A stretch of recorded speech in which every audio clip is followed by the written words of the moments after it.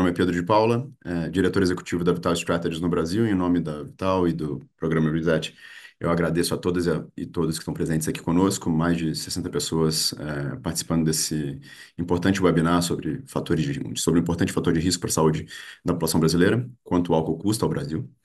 E eu peço a licença de vocês para falar em um breve momento em inglês, para acomodar eventuais falantes da língua inglesa sobre algumas informações do nosso evento aqui.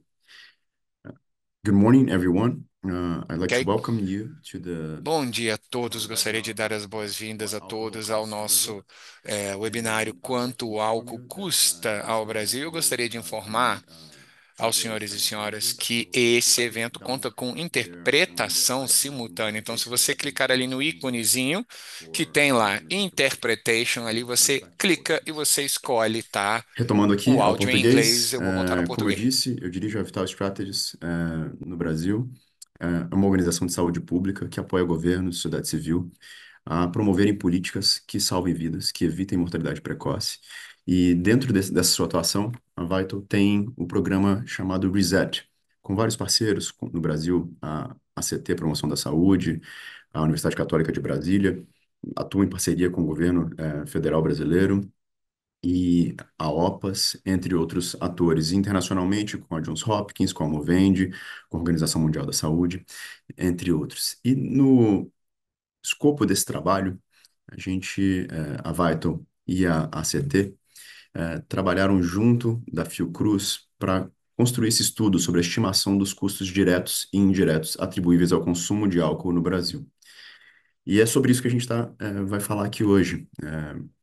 Iniciaremos com a honra de ter a senadora Tereza Leitão tratando do tema do álcool, da sua importância política no Brasil, seguida de vídeos gravados pela doutora Elisa Prieto, coordenadora de Equidade e Doenças Crônicas Não Transmissíveis e Saúde Mental do escritório da OPAS, OMS no Brasil, e de um vídeo também gravado pela doutora Letícia Cardoso, diretora do Departamento de Análise Epidemiológica e Vigilância de Doenças Não Transmissíveis do Ministério da Saúde. Esses vídeos serão seguidos da fala do meu colega Marcelo Baird, coordenador de advocacy da ACT, e depois da transmissão em primeira mão da nova fase da campanha Uma Dose de Realidade, lançada pela Vital e a ACT no escopo das atividades do Reset, nesse programa sobre o álcool que a gente já mencionou. Após essas falas iniciais, a gente vai ter uma apresentação profunda do pesquisador Dr. Eduardo Nilson, sobre o seu estudo, estimação dos custos diretos e indiretos atribuíveis ao consumo de álcool no Brasil. Então, depois dessa apresentação, a gente terá uma mesa mediada pela nossa diretora de doenças crônicas não transmissíveis, a doutora Luciana Sardinha, que trará no seu painel a diretora de pesquisa da Secretaria Nacional de Políticas para Drogas e Gestão de Ativos do Ministério da Justiça, a doutora Bárbara Cabaleiro, a chefe da área técnica de alimentação, de nutrição, atividade física e câncer do Instituto Nacional do Câncer, doutora Luciana Grutti, e a especialista em políticas de álcool, doutora Maristela Monteiro.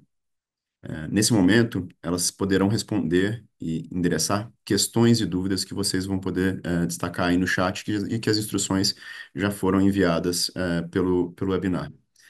Então, eu aproveito para começar com a honra de convidar a senadora Tereza Leitão para o seu pronunciamento. Muito obrigado, uma boa manhã e um bom evento a todos e a todas.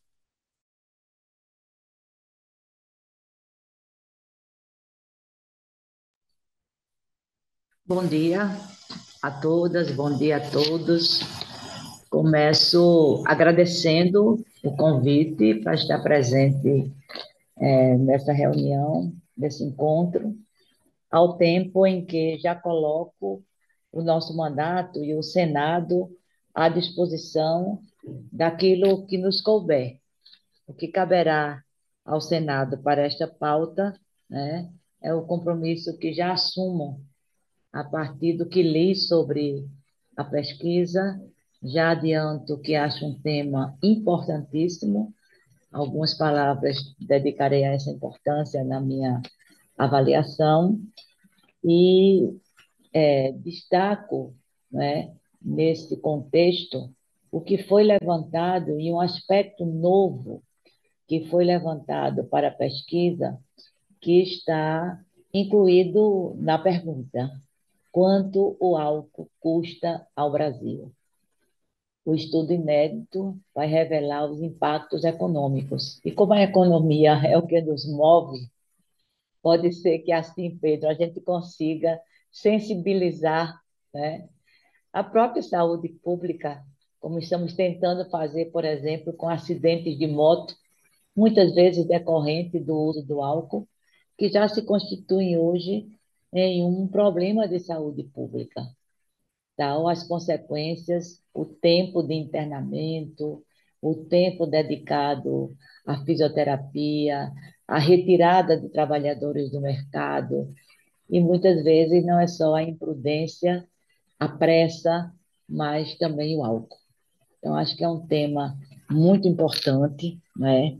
E eu quero destacar nesse estudo inédito, que trata de aspectos da saúde, mas também traz a questão de quanto custa aos cofres públicos o uso do álcool e as suas decorrências. O estudo aponta três aspectos: as doenças, tanto doenças cardiovasculares, como doenças de fígado, como alguns tipos de câncer. Destaca os acidentes, acidentes de trânsito são muito decorrentes do uso do álcool, e destaca as violências praticadas por quem está alcoolizado ou quem está alcoolizado sendo vítima de violência.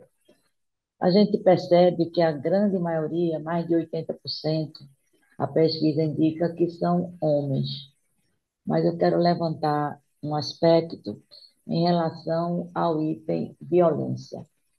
Se a gente abrir uma aba para a violência praticada contra as mulheres, às vezes até chegando ao extremo do feminicídio, os agressores têm um bom percentual deles que usa álcool, ou usa como hábito contínuo, né? É alcoolista mesmo, ou está alcoolizado no momento que pratica a violência. Esse dado é um dado que tem preocupado muito e tem sido levantado pelos estudos de violência de gênero.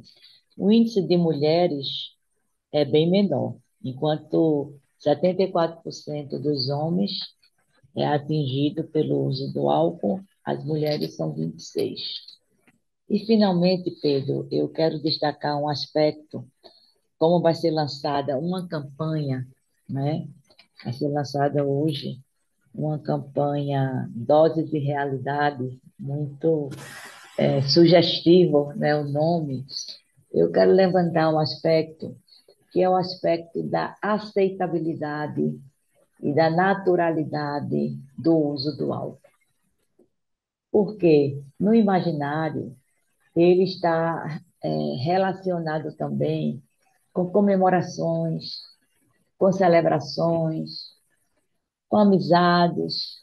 Lá no Nordeste, quando a gente quer bater um papo, né, as pessoas querem bater um papo, vamos ali tomar uma, né? Se fosse tomar ali tomar uma, mais uma chama duas, duas chamam três, três chamam quatro, né? E não existe a possibilidade de se planejar uma celebração, até mesmo em família, onde não tenha o uso do álcool. Então, o álcool ele é aceito, ele é bem aceito, eu diria, né? Porque ele se vincula a esse aspecto do congraçamento, da celebração, da amizade, né? Como a gente trabalha isso? Qual é a diferença de um drink, de um brinde, né, de uma celebração para um consumo desenfreado, um consumo onde não, descontrolado, né, que leva, né, ao alcoolismo e que traz todos esses níveis de problemas. o, a narrativa, né? O imaginário que existe em torno do brinde, do drink, ele, a meu ver, é bom que ele seja pontuado também, né? Porque a aceitabilidade, cada vez mais cedo, os adolescentes também estão experimentando, né, o álcool, e isso traz todas essas consequências que a pesquisa aponta. Eu acho que, de fato, é uma pesquisa inédita. Os impactos econômicos certamente chamarão a atenção, né?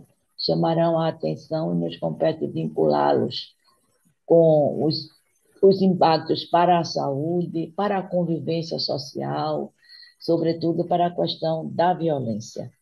Então, de modo geral, são essas considerações que eu queria fazer, Pedro, reforçando, né, que estamos à disposição para essa pauta ser visibilizada, capilarizada, onde couber, onde a organização, a Fiocruz, a ACT, onde acharem que é importante trazer para o Senado, nós estamos à disposição para fazê-lo. Muito obrigada por compartilhar com vocês esse momento. Senadora, muitíssimo obrigado pela sua fala. Eu acho que ela traz aqui a importância do tema de forma múltipla, né? Tanto a questão dos custos para os cofres públicos, quanto a questão da saúde diretamente, quanto a questão da saúde a partir das violências, das lesões, dos sinistros, dos acidentes. Quanto à questão da naturalização e a questão cultural, eu acho que a senhora pôde cobrir tudo e é uma honra enorme mesmo poder contar com uma senadora como a senhora no nosso parlamento, levantando essa pauta, avançando nessa pauta com tamanha propriedade, engajamento e conhecimento também político para conseguir avançar as pautas. Então, é um enorme prazer mesmo contar com essa parceria e com a sua presença aqui. Muito obrigado. Já estamos aqui com quase 90 presentes e seguindo a nossa agenda, por questões de conflito de horário. Infelizmente, a doutora Elisa Prieto, que é a coordenadora de Equidade, Doenças Crônicas Não Transmissíveis e Saúde Mental do Escritório da Organização Pan-Americana de Saúde, OMS, no Brasil, não pôde, participar ao vivo. E por essa razão, ela gentilmente nos gravou um vídeo que exibiremos na sequência. Bom dia a todas e todos. É um prazer estar com vocês que nos acompanham virtualmente neste lançamento. Agradeço a Vital Strategies pelo convite em nome de Pedro. Cumprimento os colegas que participam deste lançamento conosco. Sabemos que o consumo de tabaco, de bebidas alcoólicas, bebidas açucaradas e ultraprocessados é responsável por crescente parcela de mortes associadas a doenças crônicas não transmissíveis, que, por sua vez, representam a maior causa de morte e doenças no Brasil e no mundo. Na região das Américas, o consumo de bebidas alcoólicas é responsável por cerca de 379 mil mortes por ano e, em 2016, representou 5,5% de todas as mortes na região. A maioria das vidas foram perdidas devido a cânceres, violência interpessoal e autoprovocada e doenças digestivas. Além dos impactos em saúde, o consumo de bebidas alcoólicas gera impactos sociais, ambientais e econômicos. A OPAS-OMS apoia os países a avançarem em medidas custo-efetivas para reduzir o consumo nocivo de bebidas alcoólicas, recomendadas pelo pacote SAFER, como restringir a disponibilidade de álcool, implementar medidas contra a direção sob efeito de álcool, promover acesso à triagem, intervenção breve e tratamento, especialmente na APS, proibir ou restringir a publicidade, patrocínio e promoção de bebidas alcoólicas e aumentar o preço do álcool por meio de impostos seletivos e políticas de preço.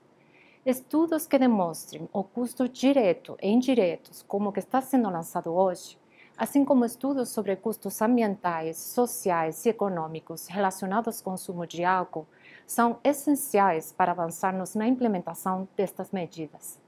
Eu gostaria de finalizar parabenizando a Vital Strategies e a Fiocruz pelo lançamento deste estudo tão importante em tempo oportuno e pelo lançamento de campanha para informar os danos causados pelo consumo de bebidas alcoólicas, tendo em vista que o Brasil, com a liderança do Ministério da Saúde, está a um passo de se tornar um caso de sucesso com a aprovação de impostos saudáveis sobre tabaco, bebidas alcoólicas e bebidas adoçadas, de maneira alinhada às melhores práticas internacionais.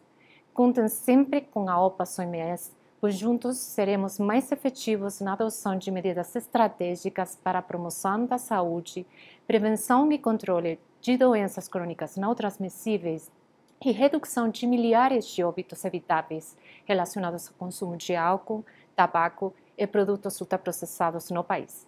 Muito obrigada.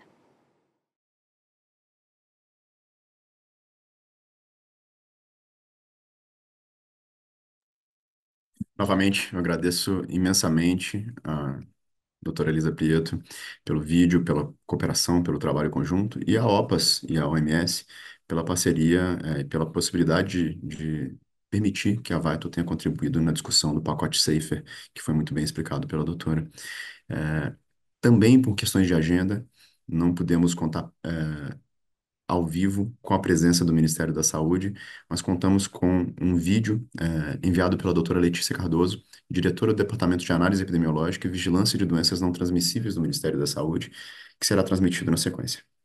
Olá, bom dia. Eu gostaria, nessa manhã, de cumprimentar meus colegas da Vital Strategies, no nome do Dr. Pedro de Paula. Gostaria de cumprimentar o colega Marcelo Baia, da ACT Promoção da Saúde, o professor Eduardo Nilson, que vai fazer aí a apresentação dos resultados do estudo conduzido.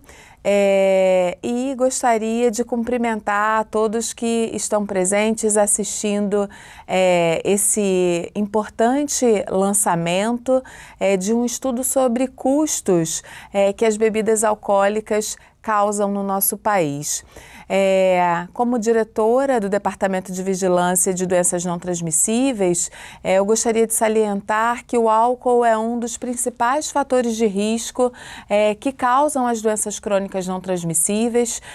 Tem importante associação não só com essas doenças, mas com outros agravos, doenças hepáticas, síndrome alcoólica fetal, violência, saúde mental, mortes no trânsito. Então, é um importante fator de risco que geram problemas para a saúde, para o trabalho, para a economia do país. Nós estamos num momento muito importante, crucial, dentro da agenda da reforma tributária, né? Trazendo a discussão do aumento dos impostos para essas bebidas, esse importante fator de risco, e o aumento dos impostos para bebidas alcoólicas é considerado hoje pela Organização Mundial da Saúde como a medida mais custo-efetiva para a redução do consumo desse fator de risco. Eu quero chamar a atenção, então, de toda a sociedade, pesquisadores, profissionais de saúde que nos assistem, para a importância desse fator de risco, trazer a mensagem de que não existe consumo seguro de bebidas alcoólicas, dizer que um conjunto de medidas regulatórias precisam avançar. Nós estamos atrasados nessa agenda regulatória sobre a prevenção e o controle do consumo de bebidas alcoólicas e dizer que é muito importante que estudos como esses sejam produzidos para que se somem as evidências existentes e nós consigamos ter informações relevantes na prevenção e no controle de álcool no país. Eu gostaria de finalizar desejando um excelente evento. Gostaria muito de estar junto, mas no momento estou em outra agenda, então quero desejar um excelente evento para todos e que seja muito útil essa informação para a construção de políticas públicas. Agradeço aqui em nome da Vital Strategies ao Ministério da Saúde, na pessoa da doutora Letícia Cardoso, pelo vídeo, e destaco no vídeo, na fala dela, a importância de se lembrar e revisar sempre a inexistência de consumo seguro de álcool para prevenir as doenças que a gente vai tratar aqui hoje e também a relevância da reforma tributária da tributação adequada enquanto a principal medida recomendada pela Organização Mundial da Saúde para a redução do consumo e para a redução do impacto na saúde e na vida das pessoas. E nesse tema, gostaria de chamar meu colega da CT Promoção da Saúde, Marcelo Barride, para o seu pronunciamento.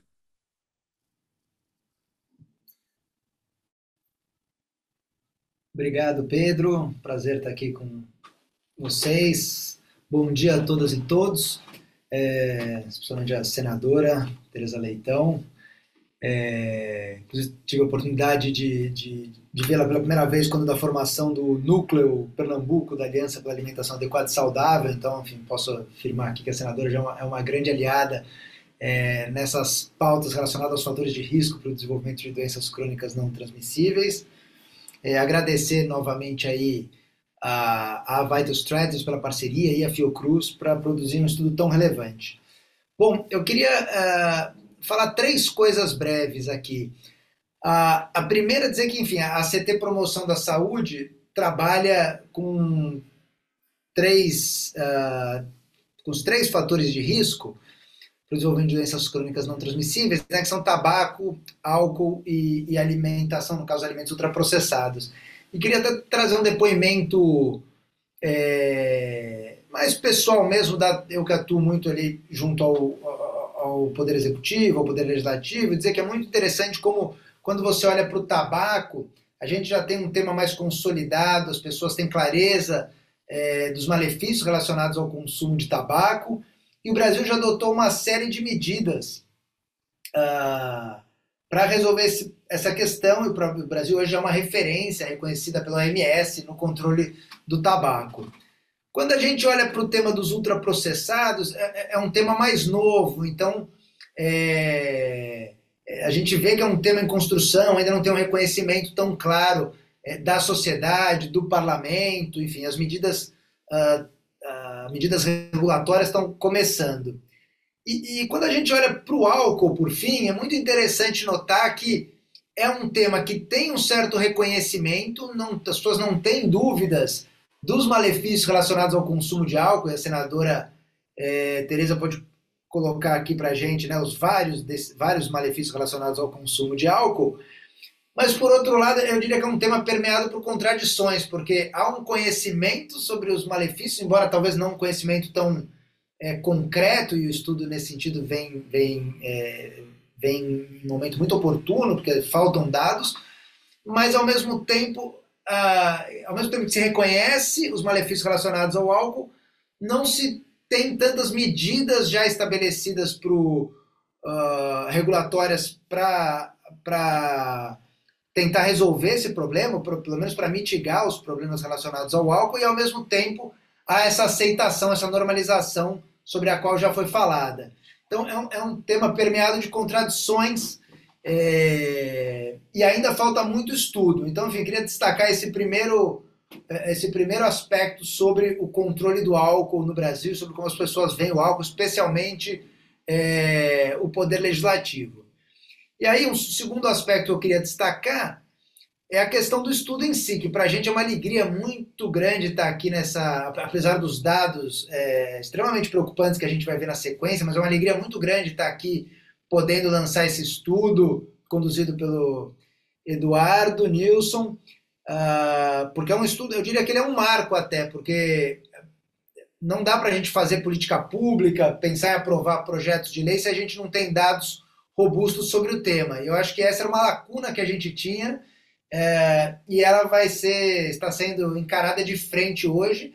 E eu queria destacar também não só a questão dos custos para o SUS, mas o que eu acho que esse estudo traz de mais interessante, que nos ajuda mais a elucidar a questão, realmente são os custos indiretos. Ou seja, o quanto que o país perde, ou seja, o quanto custa ao Brasil, né, como está aqui no título do evento, em outros países está sendo chamado de true cost, né, ou seja, o custo efetivo, porque às vezes a gente olha só para o custo ali, o quanto, que já não é pouca coisa, mas a gente olha para o quanto o SUS acaba sendo sobrecarregado no tratamento de doenças relacionadas ao álcool, mas tem todo um custo que é imposto à sociedade como um todo, todos nós pagamos, e acho que esse estudo tem esse mérito de trazer esse aspecto. E por fim, o terceiro e último ponto que eu queria destacar, que eu acho que a partir desse estudo a gente vai ter condições de avançar muito, senadora Tereza, que é justamente a questão da atuação, como que a gente pode, a partir desse estudo, reverter isso em medidas regulatórias, em políticas públicas que nos ajudem a enfrentar a questão do álcool. E a gente tem uma oportunidade histórica agora, que é a reforma tributária, né, que já foi dito, mas eu queria reforçar. O Brasil está e o Senado, particularmente, está aí com um mês só na sua frente para debater e votar a regulamentação da reforma tributária. E a gente tem um imposto seletivo, está previsto, né, na proposta enviada pelo Executivo e já aprovada na Câmara, essa tributação maior para o álcool.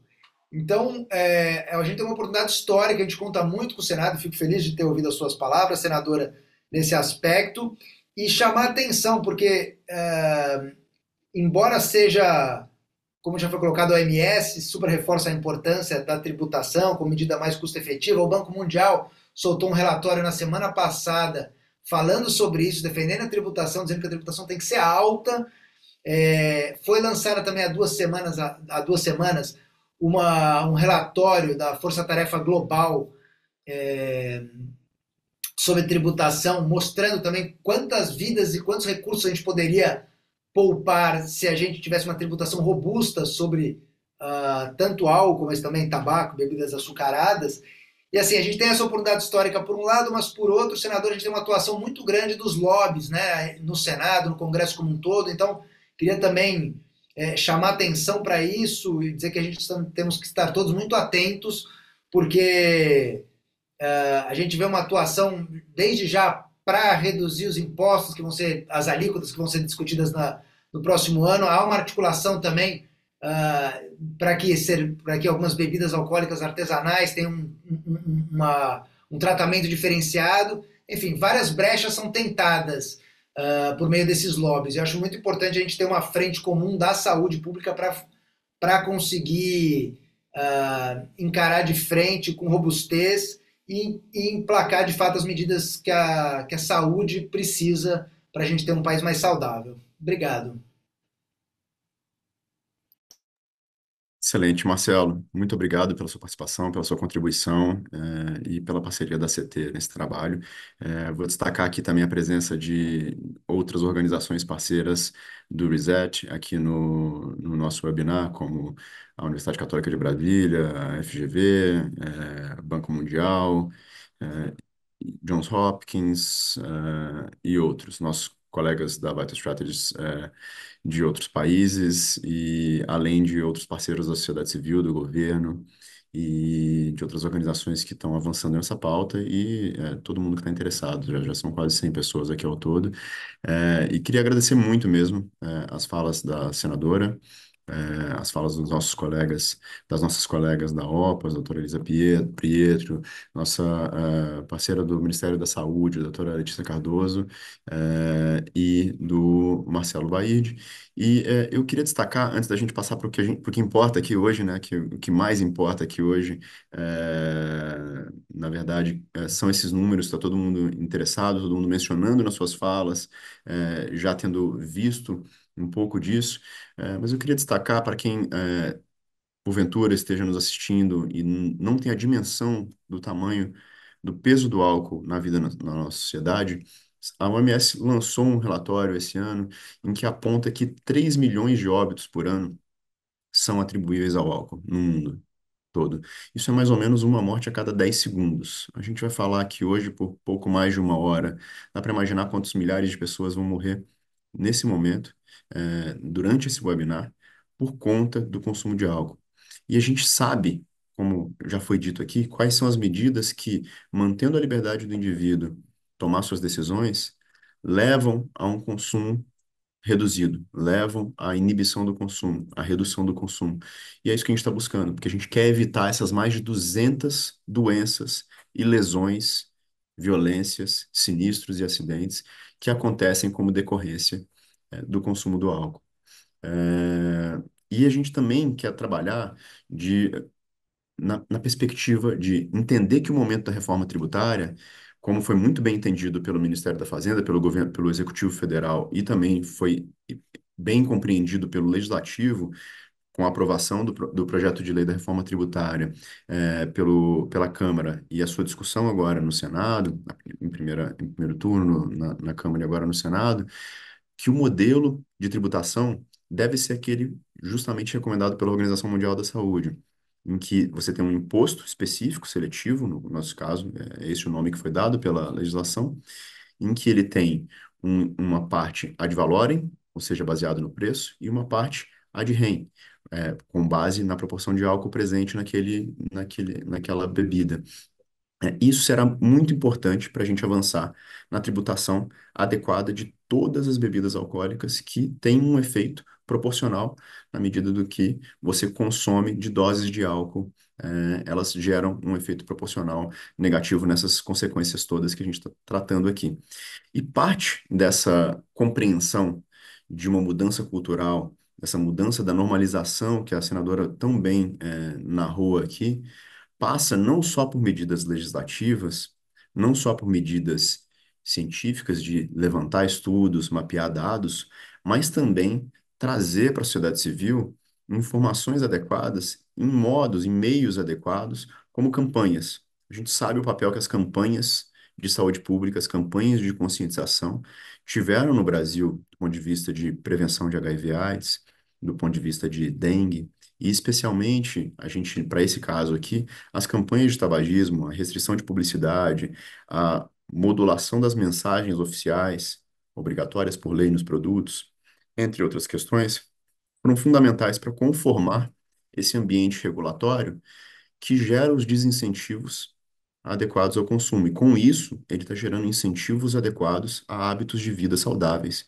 E é isso que a gente quer fazer enquanto sociedade, enquanto ecossistema de saúde pública, mas enquanto sociedade mesmo, porque no Brasil, 92% da população apoia que o governo promova medidas que reduzam o consumo do álcool no país. A sociedade sente o peso e o custo social que o consumo do álcool traz a ela. E é por isso que a gente, hoje, junto do estudo desenvolvido pelo Eduardo Nilson, na Fiocruz, em parceria com a Vaito e com a CT, a Vaito e a CT, estamos lançando uma campanha, a segunda rodada da campanha Dose de Realidade. E eu vou passar agora, a gente vai passar o vídeo da campanha Dose de Realidade, para, na sequência desse vídeo, chamar o Dr. Eduardo Nilson para a gente ter a apresentação do tão esperado estudo. Quer uma dose de realidade? O álcool aumenta a dose de violência, aumenta a dose de câncer, aumenta a dose de doenças. O álcool mata uma pessoa a cada 12 segundos no mundo. Até quem nunca bebeu uma dose pode ser vítima. Se o álcool faz mal à sociedade, tem que ter mais imposto. A mensagem é clara. Se ele traz mais custo, ele tem que ser desincentivado e tem que arcar com parte desse custo. E agora eu gostaria de convidar, finalmente, o pesquisador da Fiocruz, Dr. Eduardo Nilson, a quem a gente agradece enormemente por ter desenvolvido esse estudo tão bem fundamentado, para apresentar seu estudo, a estimação dos custos diretos e indiretos atribuíveis ao consumo do álcool no Brasil, que foi encomendado pela Vital Strategies e pela ACT Promoção da Saúde no âmbito do programa Reset Álcool. Eduardo, muito obrigado. Muito obrigado, Pedro. Eu cumprimento a todos os participantes do webinar, as instituições parceiras. Aí eu já começo com um agradecimento especial à Vital Strategies e à ACT, que tem um papel fundamental, primeiro em depositar essa confiança em mim para desenvolver esse estudo, em nome da Fiocruz, que nós temos grande orgulho como instituição de participar dessas agendas tão relevantes de saúde pública. Mas também ressaltar o papel da sociedade civil dessas instituições como a Vital e a ACT nesse apoio no advocacy por essas agendas tão importantes, muitas vezes contra-hegemônicas, mas que são fundamentais para questões de saúde que nós temos e, é claro, agradecer as falas da senadora, que você, Pedro e Marcelo já também tiveram, assim como as falas da OPAS e e do Ministério da Saúde, é fundamental mostrar que existe um alinhamento grande em relação à importância desse tema, e a gente quer justamente com esses dados trazer, dar conhecimento a uma carga epidemiológica e econômica que é desconhecida, mas a gente quer mostrar que justamente é muito relevante, então isso vai incidir tanto sobre as questões pensando na população brasileira como todos ter conhecimento sobre esses dados, mas, é claro, influenciar os tomadores de decisões, como é o caso agora no Senado, pensando na reforma tributária, do próprio Ministério da Saúde, pensando nas agendas. Aqui eu começo a compartilhar a minha tela, justamente para começar a falar um pouco dessas questões, que aí acho que é importante, primeiro, numa questão que nós estamos trabalhando com a carga epidemiológica, ou seja, a carga de doenças que nós temos relacionada ao consumo de álcool, como foi reforçado antes, é um fator de risco, dos principais fatores de risco para as doenças crônicas não transmissíveis no mundo, mas aí eu destaco aqui particularmente no Brasil, que nós vamos ter. Destacar também que isso tem uma carga econômica, que é uma carga, como foi reforçada, é uma carga para a sociedade, mas é uma carga pensando também para o governo federal, para os governos estaduais e municipais, visto que são custos também, custos preveníveis, assim como as doenças são preveníveis, ao SUS, ao INSS, então tem muita relação também com a própria sustentabilidade econômica que nós temos em relação a esses recursos, nos cenários, inclusive, que estamos discutindo, por exemplo, um arcabouço com redução de gastos públicos, então isso é muito relevante, que são políticas que são custo-efetivas, como foi reforçado, na relação de que eles custam pouco para gerar um grande impacto, tanto em saúde quanto em termos da própria economia e aí do SUS. E aí eu começo com um pouco por uma abordagem metodológica, só para contextualizar por que nós estamos fazendo estudo e como ele foi feito. Primeiro, por que fazer um estudo, aí eu já expliquei um pouco isso agora há pouco, mas é que modelar esses impactos é justamente fazer esses tipos de estudos que fazem uma simulação do impacto, ele traz uma abordagem dessas doenças, fatores de risco, por justamente pensando que nós precisamos conhecer sua carga para atuar de uma maneira mais efetiva, e inclusive isso permite ter uma linha de base, ou seja, um primeiro momento, um momento zero, que dê conhecimento à sociedade, a seus atores, mas também que possa ser usada essa mesma metodologia que foi desenvolvida, ela pode e deve ser aproveitada, por exemplo, para avaliar o potencial de diferentes políticas, inclusive pensando na continuidade da reforma tributária, nós esperamos que se mantenha a tributação seletiva, por exemplo, sobre as bebidas alcoólicas, isso vai poder ser usado também para mensurar o impacto diferencial, por exemplo, das diferentes alíquotas, tendo em vista que alíquotas diferentes vão incidir diferentemente também no consumo, e isso vai ter um impacto em termos da redução dessas mortes, da redução desses custos. E como a gente faz isso? A metodologia, a matemática pode ser um pouco mais complexa, mas no fundo o que nós queremos fazer é usar a entrada que são dados da população, dados de parâmetros de saúde, parâmetros econômicos, aí junto nós temos mortalidade, a morbidade, ou seja, a quantidade de doenças, os fatores de risco, ou seja, exposição, como aqui é o caso, o consumo de álcool, e os riscos relativos, ou seja, aquilo que se tem documentado na literatura, que nós temos um fator de risco como o consumo de álcool leva a um risco aumentado de desfechos de saúde, e aí nós vamos calcular mortes, doenças, a carga de doenças e a carga de custos. Então, esse estudo está nesse corpo de evidências que é compartilhado com outras metodologias conhecidas mundialmente, como o estudo de carga global das doenças, trazendo justamente essas perspectivas. E o que nós queremos justamente é, a partir dessa modelagem epidemiológica, usar um parâmetro que nós chamamos de fração atribuível, que justamente reúne a exposição, ou seja, o quanto se consome em diferentes grupos na população, com os riscos relativos, para assim levar a casos e mortes e conseguir mensurar aquilo que nós temos em termos dos custos diretos e indiretos. E aí eu vou explicar o que são esses custos diretos e indiretos, por que nós falamos nele. Porque nós temos a composição de custos das doenças, e isso vai estar dividido em três grandes grupos de custos. Um primeiro, que são os custos diretos, são os custos com o próprio tratamento de saúde. Então, nós vamos ter custos médicos diretos e indiretos, nós vamos ter, porque diretos são, por exemplo, que o próprio sistema de saúde traz, em termos de hospitalizações, em termos de procedimentos ambulatoriais, medicamentos, tantos outros custos, mas nós temos custos médicos indiretos, que vão ser, por exemplo, pagos do próprio bolso, pelos indivíduos, pelas famílias que têm uma carga. Nós temos a questão da saúde suplementar também entrando com custos diretos.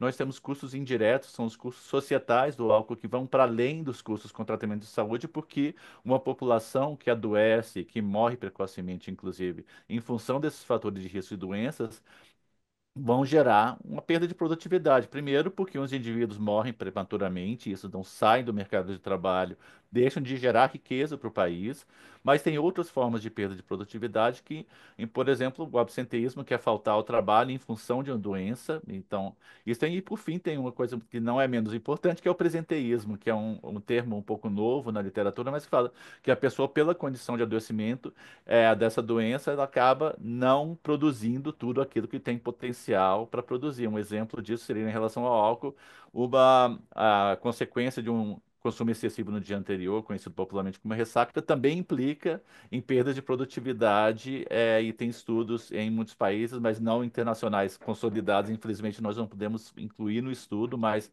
mostrando que nós temos, assim, nós vamos mostrar dados muito relevantes, muito alarmantes, mas eles são conservadores no sentido que eles não estão contemplando tudo aquilo que o álcool realmente traz, mas ainda assim são muito relevantes. Nós vamos ter, dando continuidade aos custos indiretos, outros custos governamentais, aí nós temos os próprios custos previdenciários, são um exemplo disso, que nós vamos ter uma grande carga, porque nós vamos ter tanto licenças como aposentadorias precoces associadas às doenças que são provocadas pelo álcool, outros custos privados, pensando que por exemplo, sinistros de trânsito e outras proteções vão estar relacionados, por exemplo, ao setor de seguros e outros setores da economia que também são afetados por esses problemas. E, por fim, nós temos custos intangíveis, que nós não conseguimos mensurar tudo aquilo que é causado por essas doenças, por esses fatores de risco.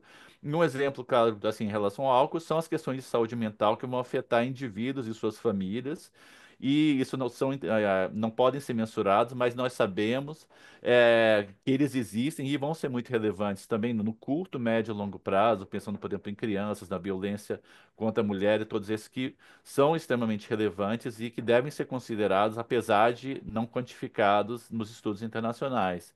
E agora eu passo então para o estudo em si, falando dos seus objetivos, que na verdade são presentes no próprio título, que é justamente realizar essas estimativas de custos diretos e indiretos do consumo de álcool, e especificamente trabalhando justamente nesses dois grandes componentes, que são os custos diretos para o Sistema Único de Saúde, pensando nos gastos federais que nós temos atribuídos ao consumo do álcool, e os custos indiretos, pegando, então, como nós estamos usando bases públicas de dados nacionais, nós conseguimos agregar dados tanto dos custos de mortalidade prematura, quanto por perdas de produtividade em relação ao absenteísmo por hospitalizações e pensões e licenças por ano. Então, somando esses para dar todo esse conjunto de resultados. E ela se baseia num conjunto de um tipo de metodologia que se chama análise comparativa de risco, que como eu expliquei antes, é traduzir a questão da exposição e do risco para gerar uma fração atribuível que vai determinar esse impacto desse fator de risco que é o consumo de álcool. E nós partimos de nossas entradas, nossos dados básicos para calcular isso, que são as próprias prevalências de consumo de álcool pela população, segundo grupos de sexo e idade na população. Nós temos os riscos relativos, que vêm de estudos amplos, que chamam meta-análises, que justamente estabelecem essa relação dose-resposta entre o consumo de álcool com os diferentes desfechos de saúde, e para isso nós usamos uma desagregação com base em faixas de idade de 5 em 5 anos, a partir dos 20 anos de idade, mas contemplando um pouco também a partir dos 18 anos de idade nos cálculos, e por fim usando cursos que vieram de bases de dados nacionais, como do próprio SUS, do INSS e dados do IBGE, que nós temos de muitas pesquisas e inquéritos. O consumo de álcool ele foi abordado com base em estimativas que a OMS trouxe no relatório que o Pedro comentou, de status global sobre álcool e outras substâncias, e ele traz justamente uma estimação do consumo por país, incluindo o Brasil, em que nós temos um cálculo a partir do próprio mercado produtor de bebidas no país. Então, é um dado muito próximo à real, que traduz tanto o consumo de algo que seria um per capita, mas também considerando possíveis perdas e outras, mas que dá uma realidade. E nós tivemos também um ajuste, como nós estamos trabalhando com grupos de sexo e idade, usamos a Pesquisa Nacional de Saúde com suas estimativas de consumo por sexo e idade para ajustar esse consumo calculado pela OMS para cada grupo de sexo e idade, usando como base o ano de 2019. E os dados públicos, aqui só para destacar, nós temos uma mortalidade, isso eu acho que vale a pena muito valorizar, nós temos a política de dados públicos no Brasil, que é extremamente rica, então nós temos muitos dados que podem e devem ser utilizados e por pesquisadores, pela sociedade civil, pelo parlamento, por gestores, porque eles trazem muitas informações extremamente relevantes sobre o impacto de doenças, sobre os custos dessas doenças, que podem ser trabalhados com outros estudos como esse que nós temos agora, então mostrando que nós temos dados do DataSource, do Departamento de Informática do SUS, como mortalidade, hospitalizações, custos ambulatoriais. Nós temos a grande base do IBGE, que é microdados disponíveis para vários tipos de inquéritos, como a Pesquisa Nacional de Amostragem de Domicílios Contínua, a PNAD. Nós temos a PNS, a Pesquisa Nacional de Saúde. E o próprio INSS, que também traz uma base de dados muito grande, e que uma coisa que nós temos em comum em todos os dados é que eles trazem a identificação de grupos de sexo, idade e também a identificação das doenças associadas, que nós vamos fazer justamente na metodologia essa vinculação do consumo de álcool com cada uma dessas doenças. E uma pergunta comum que chega, por que trabalhar com o 2019 como período de referência, quando nós já estamos em 2024? Mas isso é intencional na medida que nós estamos justamente buscando uma linha de base que vai ser comparada, como eu falei ao início, e ela o ano de 2019 é justamente o ano de referência tanto para as estimativas de consumo, segundo o relatório da OMS, quanto a realização da última pesquisa nacional de saúde. Então, são dados nacionais representativos que nós temos nesse ano. É um ano pré-pandêmico, então isso, claro, implica que nós podemos e devemos fazer novas análises, pensando nas mudanças que houve durante a pandemia, e nós temos a nova PNS em campo agora pelo IBGE, então nós vamos ter dados atualizados daqui a algum tempo sobre esse consumo, que nós vamos poder, inclusive, fazer novas análises e a partir dessas tendências, mas nós sabemos antecipadamente que nós temos outros mecanismos de vigilância, como é o próprio caso do Vigitel, que é uma pesquisa realizada anualmente, um inquérito pelo Ministério da Saúde, em relação a fatores de risco para doenças crônicas, que mostra, infelizmente, essa questão do aumento de consumo de álcool e uma questão muito preocupante, que é justamente o aumento de consumo, principalmente entre pessoas mais jovens e entre o grupo das mulheres. Então, isso é potencialmente também esse aumento e a mudança do perfil de consumo e o perfil de impacto que nós vamos ter a partir da pesquisa. E aqui, reforçando muito, acho que a fala foi excelente da senadora Tereza Leitão, no sentido de trazer esse chamamento a deixar a normalização do álcool de lado e a importância que todos deram também na questão da relação com múltiplo conjunto de doenças aqui. É assim, assustador quando se pensa o quanto de doenças que, inclusive, são pouco visibilizadas. Nós temos associação muito mais comum, por exemplo, com as doenças hepáticas, aí nós sabemos o risco que, por exemplo, em acidentes de trânsito, a relação do consumo de álcool e acidentes, mas tem um grande conjunto de doenças que reúne doenças respiratórias, cardiovasculares, vários tipos de cânceres, doenças do aparelho digestivo que aí entram ansiosas, mas acidentes violentos que não são somente os acidentes de trânsito. Foi muito bem reforçado que está relacionado à violência interpessoal, incluindo a violência contra mulheres, a violência contra crianças, então implicações também maiores nisso. E, por fim, mesmo infecções sexualmente transmissíveis, como o HIV e AIDS, que tem uma relação, a relação do sexo seguro com o consumo de álcool, também tem uma relação muito forte. E aqui nós temos a identificação de cada uma dessas doenças, um conjunto de 24 doenças que foram incorporadas no modelo. E aqui é importante, eu acho que é uma tabela com muitos números, mas eu queria que concentrasse assim, nas premissas que a doutora Letícia comentou antes, que são fundamentais, baseadas nas evidências que foram incorporadas no modelo. Primeiro, é que não há, de fato, um nível seguro de álcool segundo a literatura científica. E uma outra questão muito relevante é que nós temos uma relação dose-resposta entre a quantidade consumida de álcool e o risco de desfecho de saúde. Ou seja, quanto aumenta o consumo, aumenta o risco. E aqui a tabela visa mostrar isso de uma forma mais detalhada, que para cada uma das doenças nós estamos no consumo de 0 gramas por dia, partindo por faixas de 12 em 12 gramas. Para se ter uma ideia, 12 gramas é em média mais ou menos o que tem numa lata de cerveja, por exemplo, então é uma dose consumida diariamente que nós vamos ter, e o risco aumenta gradativamente quanto mais, e não é uma relação linear para muitos deles, nós vamos ter, por exemplo, para tuberculose mesmo aumenta em 10% o risco quando nós temos o consumo de 12 gramas por dia, mas isso já aumenta para 53% quando nós vamos para o consumo de 20, dobrando esse consumo para 24 gramas, e isso vai acontecer para todas essas doenças, inclusive, como a gente falou, dos cânceres, das doenças cardiovasculares, que são essas doenças muitas vezes invisibilizadas e que têm tem um grande impacto social e econômico, naturalmente, na população. E aqui, mostrando o nosso primeiro resultado, que é um resultado intermediário, mas é muito importante destacar que nós temos partimos do consumo de álcool na população aqui nessas diferentes faixas que nós comentamos, e já destacamos de início que nós temos, é claro, já uma constatação esperada que um consumo maior entre os homens e que existe um consumo que se a gente já se inicia nas idades mais jovens, é muito importante, mas como eu destaquei, nós temos evidências complementares que falam justamente dessa questão do aumento de consumo entre as mulheres, entre os jovens, então isso são implicações importantes para, inclusive, para se pensar em termos de mensagens e de políticas, mas é claro, tendo em vista que nós vamos ter um impacto grande entre os homens, pensando nesse nível de consumo que já é apresentado muito maior em todos os grupos de idade, na verdade. E aí começamos com um grande resultado aqui, que é extremamente relevante e muito preocupante ao mesmo tempo, que como o Pedro falou, a quantidade de mortes no Brasil, isso representa 104,8 mil mortes por ano atribuíveis ao álcool. E aí nós destacamos aqui na tabela quatro principais grupos de doenças que nós vamos ter em relação a a carga de mortalidade, incluindo as doenças cardiovasculares e os acidentes em primeiro lugar, mas ainda seguindo proximamente pelas doenças do aparelho digestivo e cânceres. Aí, como nós já falamos, em função do maior consumo entre os homens, nós vamos ter maior número de mortes entre os homens, mas uma carga muito grande entre as mulheres também.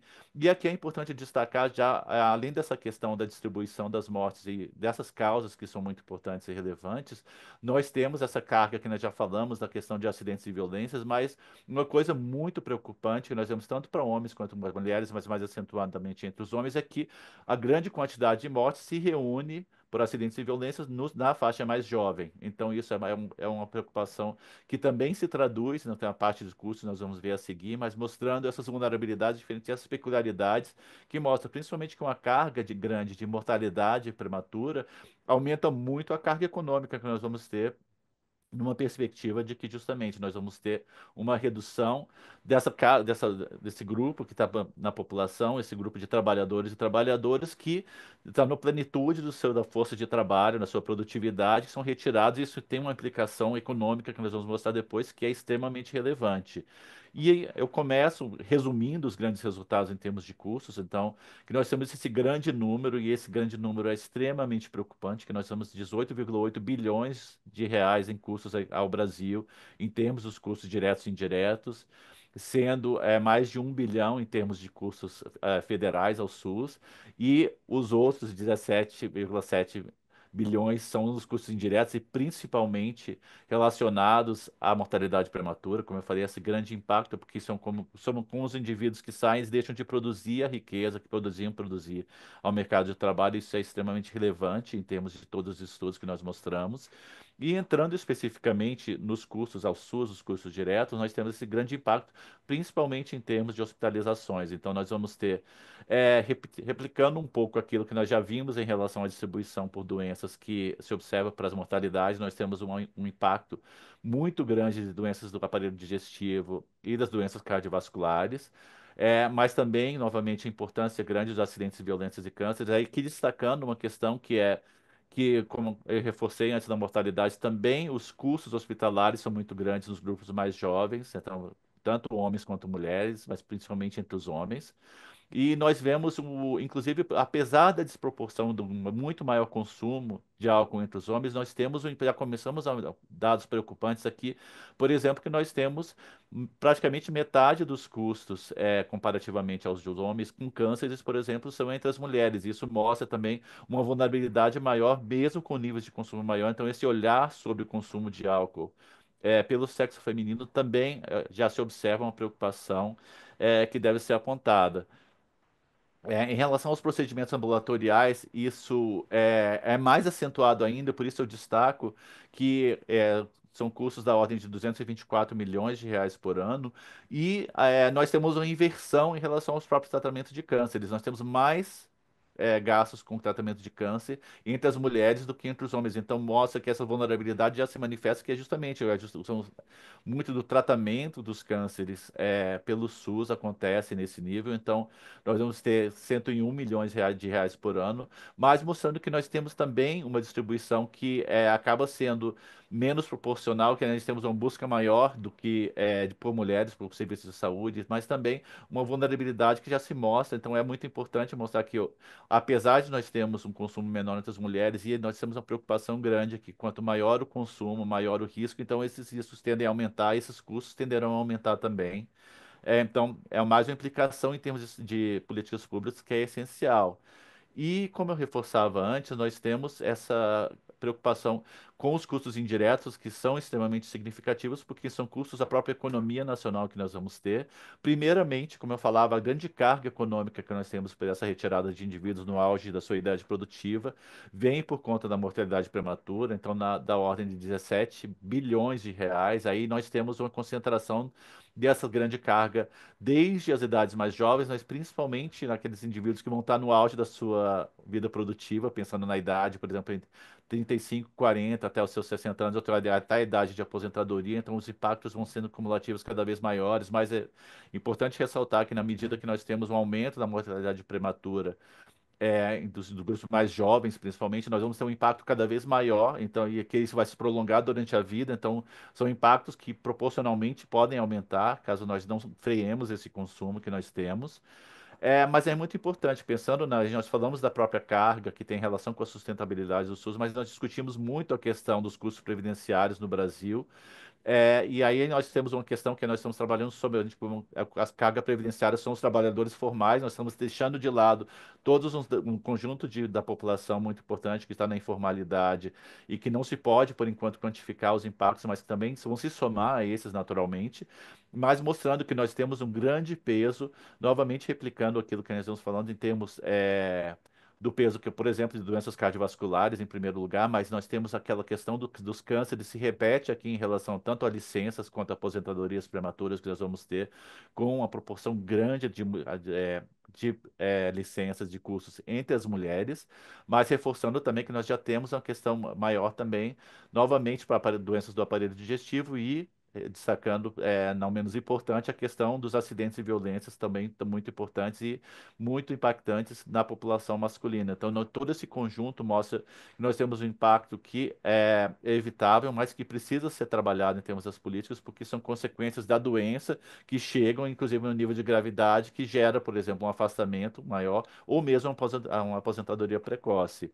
E terminando os dados indiretos que nós podemos calcular, nós usamos o absenteísmo, ou seja, o quanto que as pessoas, os indivíduos do mercado formal, como eu destaquei, faltaram ao trabalho em função dessas licenças, em função também da própria internação. Então, nós não estamos considerando, por exemplo, outros dados, como seria a questão de afastamentos por menor tempo, por atestados médicos mais curtos, como a própria questão é, que nós vamos ter em relação a consultas, por exemplo, que podem gerar um dia, por exemplo, de afastamento. Então, tudo isso não está considerado. Então, quando a gente fala de 644 milhões em termos de perdas por absenteísmo, nós vamos ter um número muito maior na realidade, sem falar, como eu tinha destacado também, a questão da informalidade, o trabalhador informal, normalmente, muitas vezes, quando não trabalha, não recebe dinheiro, então esse impacto não está considerado, mas é uma coisa muito importante em termos sociais. E nós vamos replicar muito dos impactos também que nós vamos ter de todo esse conjunto de doenças que nós já vimos reforçando, e são muitas vezes, algumas delas, como o caso dos cânceres, doenças cardiovasculares e mesmo doenças respiratórias, que não são comumente associadas ao consumo do álcool, mas que representam uma carga muito grande, tanto em homens quanto em mulheres, mas destacando novamente que nós temos uma carga muito grande de acidentes e violências, e uma questão muito importante em relação aos acidentes e violências, que eu não comentei até agora, mas que muitas dessas doenças que nós estamos tratando aqui, como são doenças crônicas não transmissíveis, têm uma relação de desenvolvimento de mais de médio e longo prazo, e por isso mesmo elas começam a se manifestar mais frequentemente a partir, por exemplo, dos 40 anos de idade e aumentando com a idade.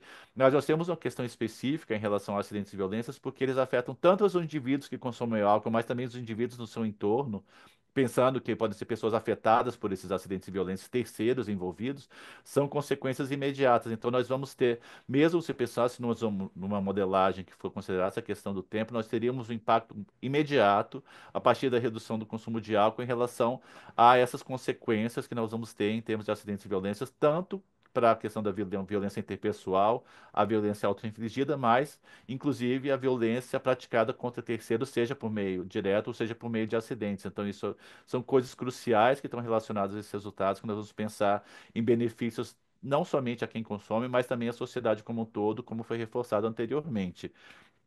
E eu finalizo pensando nos próximos passos. Como eu destaquei, nós temos essa pesquisa como um marco em termos de uma linha de base. E eu tenho muito orgulho, novamente, de fazer parte desse movimento, desse momento histórico tão crucial. E espero que esses dados sejam muito úteis para tanto para a sociedade civil, mas pensando aqui na nossa audiência, no próprio Senado, que está em discussão esse ponto crucial, que é da reforma tributária. Aí, mas também pensando nos gestores de saúde, aí pensando na descentralização no SUS, nós temos gestores federais, estaduais e municipais que precisam atuar conjuntamente em função dessa agenda, mas reforçando que esse mesmo estudo ele vai poder ser usado, como eu falei inicialmente, para modelagem de outras políticas, como a tributação seletiva, trabalhando, por exemplo, no segundo momento que nós esperamos atuar, que é definir alíquotas que sejam ideais, que nós consigamos ter uma maior arrecadação, a redução do consumo, que é o que mais se espera em suas consequências sobre a saúde. É claro, pensando em termos sociais e de diferenças dentro da própria população brasileira, é importante desagregar essas análises em função de região, renda, escolaridade, a questão de raça-cor, aprofundar mais essas questões, que nós vamos poder, inclusive, reforçar ações específicas para outros grupos também.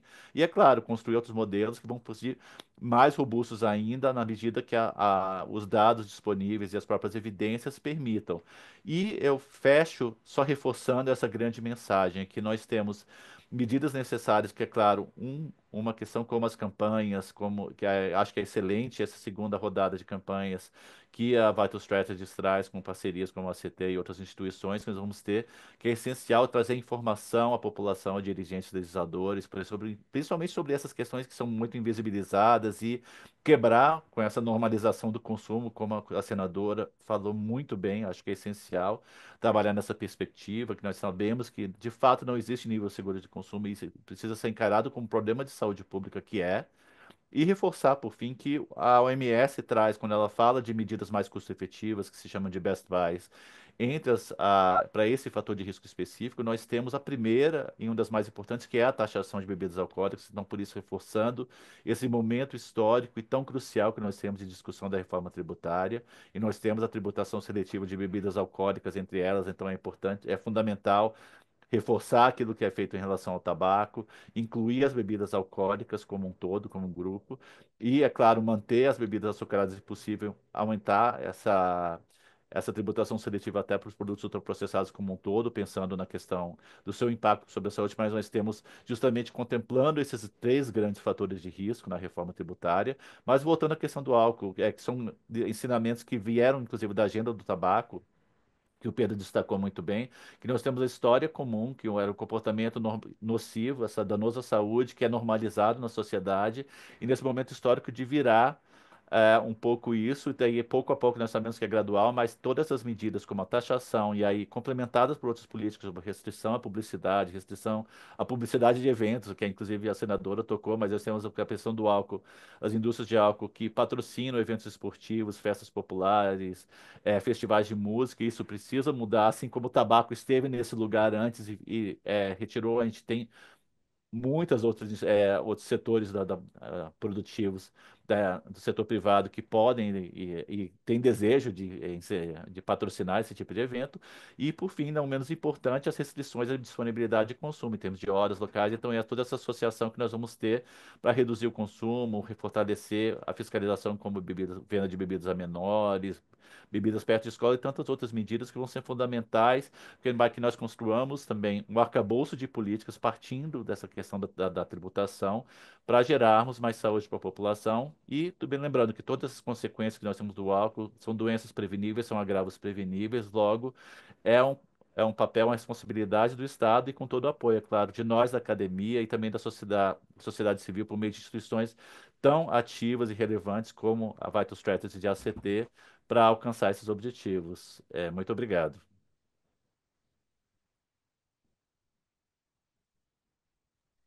Muito obrigado, Eduardo. Muito obrigado mesmo pela parceria, pelo estudo. Agradeço a você e a Fiocruz. por esse estudo tão importante. E como você bem disse, é muito fundamental para a gente poder discutir política pública baseada em evidência, em dados, em números, em custos, que a gente faça esse estudo e que a gente acompanhe ao longo do tempo como as novas informações podem qualificar o estudo, podem detalhar melhor. A gente sabe que a gente adotou aqui uma abordagem conservadora, a gente sabe que o custo é ainda maior, ele já é assustador do jeito que está nesse relatório, e ele é ainda maior, possivelmente muito maior. Mas a gente quer saber isso de forma muito bem fundamentada nas bases de dados públicas e a gente precisa desse primeiro passo para orientar novas modelagens, para acompanhar e monitorar o avanço das políticas e o impacto das políticas que a gente tem visto em outros países e que a gente espera e acredita verá aqui no Brasil e vai poder monitorar isso.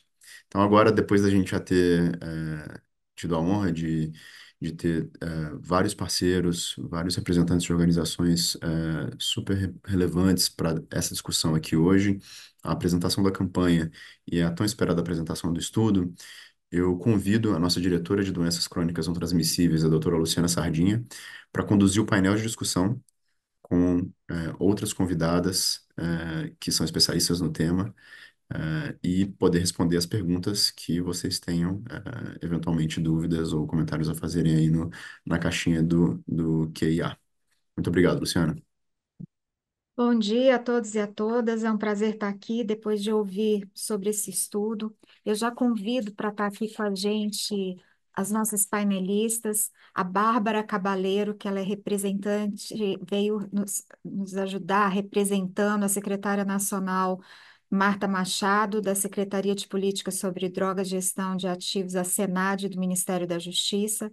Convido também a Luciana Cruz, chefe da área técnica de alimentação e nutrição, atividade física e câncer do INCA, e também a Maristela Monteiro, especialista de álcool, consultora sênior por muitos anos, mais de 20 anos na Organização Pan-Americana de Saúde, em Washington, e também coordenadora do Programa sobre Abuso e Substâncias da Organização Mundial de Saúde, em Genebra. Então, a gente escutou até aqui que a gente está tratando de um tema com uma aceitabilidade e naturalidade do uso muito grande no Brasil, e de fato é uma agenda muito hegemônica. A gente só consegue resolver, a gente só consegue resultados positivos sobre esse grande problema do Brasil com uma agenda intersetorial. Por isso aqui estão convidados tantos que estão participando, as nossas painelistas de diversas áreas para além da saúde. Eu reforço que 18 bilhões por ano, que foi o que o Eduardo apresentou no seu estudo, de custos diretos e indiretos é muita coisa. Quando a gente pode pensar que isso pode ser revertido para outras ações na área de políticas públicas. E a gente tem a grande oportunidade aí da reforma tributária, com esse aumento de imposto a partir do imposto seletivo. A gente precisa pensar também nessas proibições, restrições de exposição ao álcool, as restrições de disponibilidade, e pensar que a publicidade hoje no mundo tem aumentado muito em relação ao álcool. E aí a gente tem as particularidades da internet e das redes sociais, que ainda são muito pouco regulamentadas. A gente tem também a questão da idade mínima, né? Nós temos uma lei brasileira que correlacionando a venda a menores. Porém, a gente também sabe que o setor de pedidos remotos tem aumentado enormemente e com uma regulamentação muito frágil. Então, tem muito a ser feito ainda.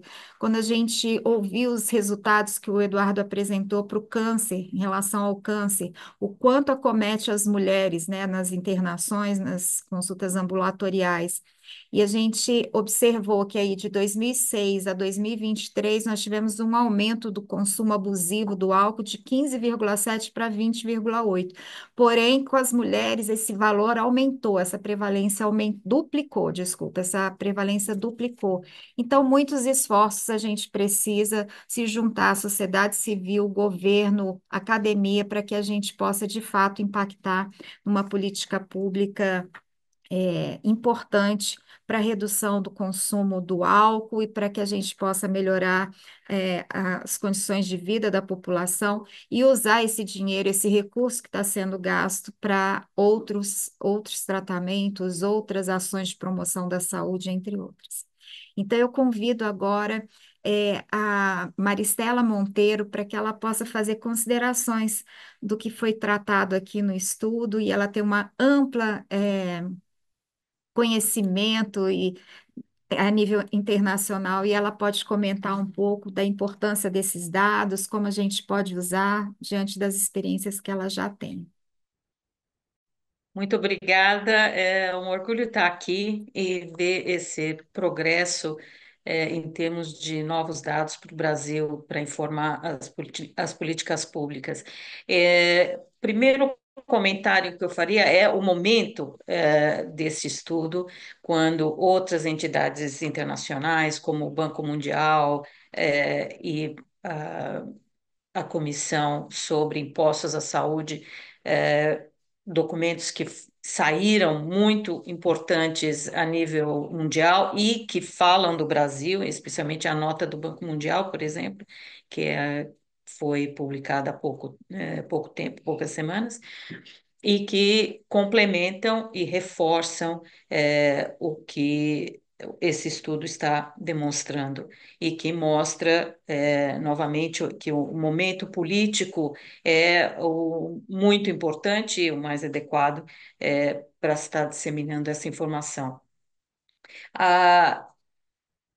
O segundo ponto é sobre o que a senadora comentou sobre o ambiente alcoogênico que eu falaria, que é o Brasil, a aceitabilidade do consumo de álcool e que é percebido pelo público de uma maneira muito distorcida, e eu creio também pela propaganda massiva e o marketing que a indústria faz sobre a questão do consumo. Lembrando que as pessoas em geral lembram só da questão da cultura. Não, sempre se bebeu há muito tempo no Brasil, é parte da cultura, da norma, mas se esquecendo do histórico tão negativo também que nós tivemos. Com o uso do álcool durante a escravidão para explorar populações vulneráveis, inclusive populações indígenas, e que teve grandes consequências. O Brasil, como colônia, também a produção de cana e de álcool sendo enviada para a Europa e deixando consequências negativas aqui.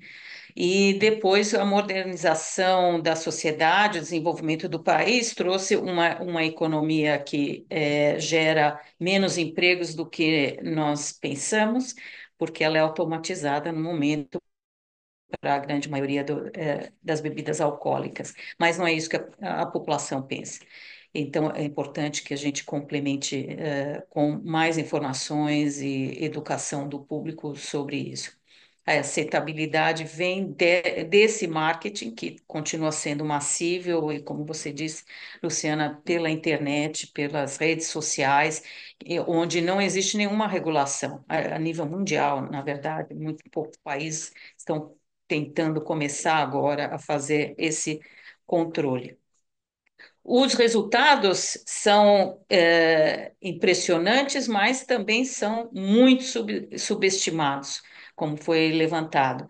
Em primeiro lugar, por exemplo, os custos da destruição da propriedade, custos da ação policial, legal, não são levados em conta. Os danos a outras pessoas, quando uma pessoa intoxicada mata ou lesiona outra pessoa, não são levados em conta pela maneira como os dados de saúde são registrados, muitas vezes, e a questão do uso durante a gestação, que pode levar não só a síndrome fetal pelo álcool, mas abortos e perdas natimortos, várias consequências durante a gravidez e que nós não temos dados ainda para mensurá-los, mas que ocorrem. E pensando no desenvolvimento sustentável, o quanto se usa de água potável para produzir bebida alcoólica, para todos os tipos de bebida alcoólica, para 1 litro de cerveja, eu acho que são quase 300 litros de água potável, e assim vai para vinhos e para destilados também. Então, como pensar isso e como medir isso é muito importante no planejamento do desenvolvimento do país no futuro. E nós temos finalmente, eu acho, a questão dos danos às mulheres, não é só do consumo delas, nem da violência, que também é pouco medida, vamos dizer assim, nesses dados, pela questão da dificuldade de associar que proporção da violência à mulher veio do consumo de álcool.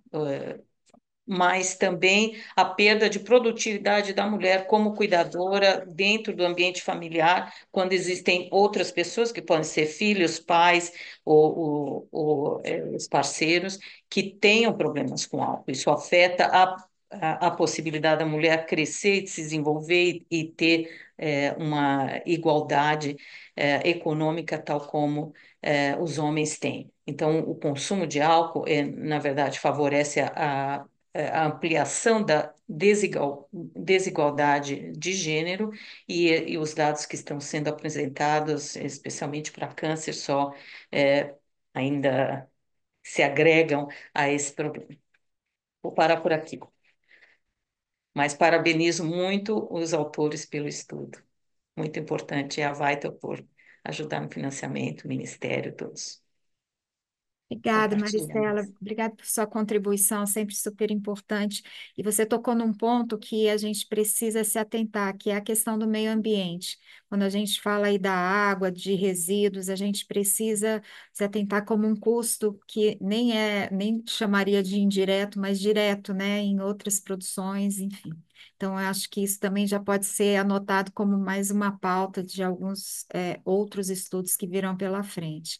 Eu passo agora para Bárbara Cabaleiro, a diretora do Ministério da Saúde, da Senad, e diante de tudo que foi falado, a gente sabe que existe aí uma subestimação dos resultados, né, diante do que a gente poderia estar avaliando como custo, mas dentro da segurança pública, né, esse viés da segurança pública, todo esse custo que a gente tem aí dos agentes policiais que são deslocados muitas vezes para esse tipo de ocorrência relacionadas a consumo de álcool, consumo abusivo de álcool, e diante de tudo que você ouviu também do estudo, queria ouvir um pouco dos seus comentários, das suas indicações.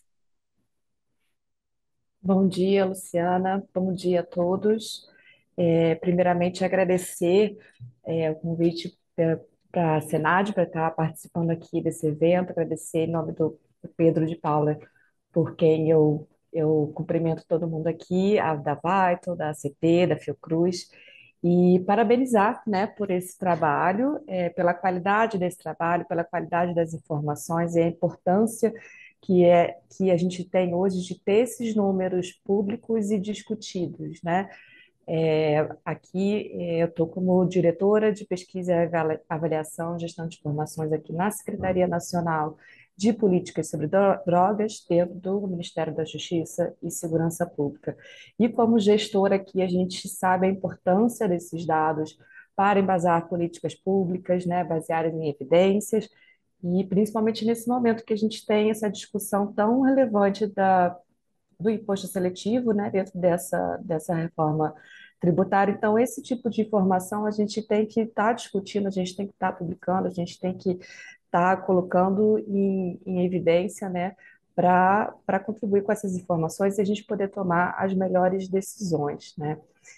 E em relação a isso, eu gostaria, inclusive, de informar que aqui pela Secretaria nós estamos trabalhando na reformulação do Observatório Brasileiro de Informações sobre Drogas, que a gente deve lançar no início do ano que vem, e que pretende ser não só um grande repositório de dados, Então, a gente vai contar com essas bases, inclusive, que foram utilizadas, né, nesse estudo, as bases do Ministério da Saúde, que são fundamentais, né, tanto de mortalidade quanto de internação, e outras bases afeitas, né, às políticas sobre álcool e outras drogas.